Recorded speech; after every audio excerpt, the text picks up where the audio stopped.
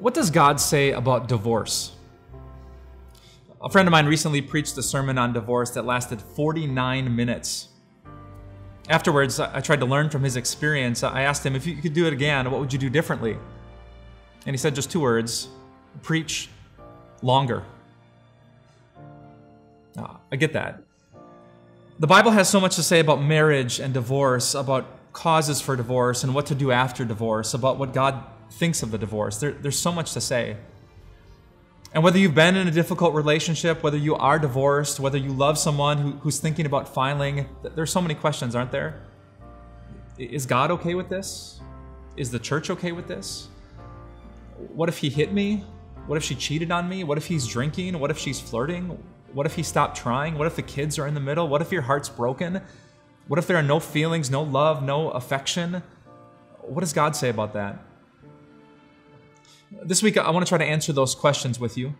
We can't dig as deep, perhaps, as we'd like to, but I want to give you a start of a discussion. Where in the Bible do you go when you want answers about divorce?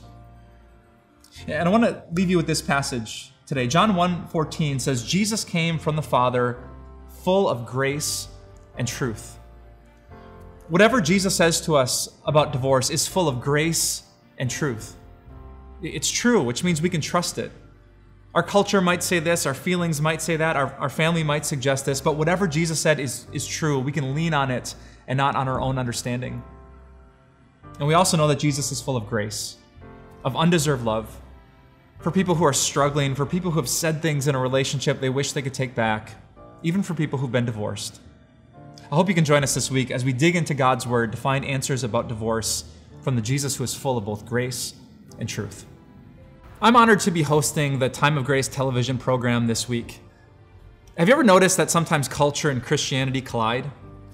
This week, Pastor Mark Jeske is going to talk about why your sex life is not just your business, it's God's business. Check out the program on TV, on our website, on Roku, or Apple TV.